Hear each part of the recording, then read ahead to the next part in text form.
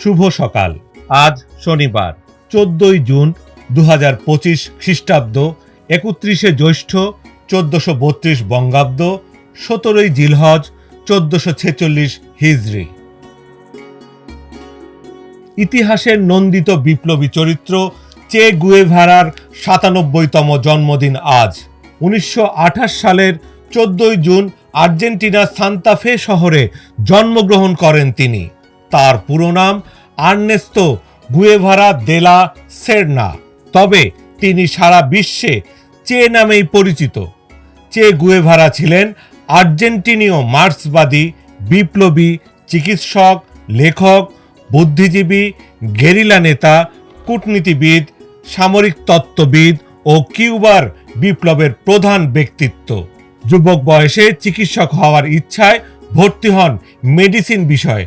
ভালোই চলছিল তার চিকিৎসাবিদ্যায় পড়াশোনা, ব্যক্তিগত জীবন আর প্রেম। বন্ধুর সঙ্গে হঠাৎ মোটরসাইকেলে বের হলেন নিজ দেশ ভ্রমণে।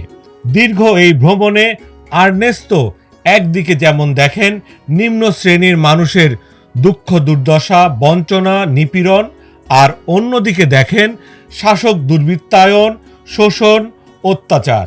এই বোধ থেকেই চে শুরু করেন মানব মুক্তির লড়াই।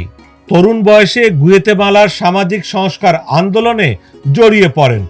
পরবর্তীকালে মেক্সিকো সিটিতে বসবাসের সময় চের সঙ্গে রাউল ও ফিদেল কাস্ত্রোর আলাপ হয়।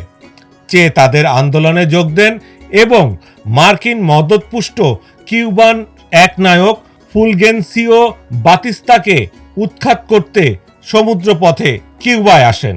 কিউবার বিপ্লবের পর চে বৃহত্তর বিপ্লবে অংশ নেওয়ার উদ্দেশ্যে 1965 সালে কিউবা ত্যাগ করেন। প্রথমে কঙ্গোয় তার বিপ্লব প্রচেষ্টা ব্যর্থ হয়। এরপর তিনি বলিভিয়ায় বিপ্লবে অংশ নেন।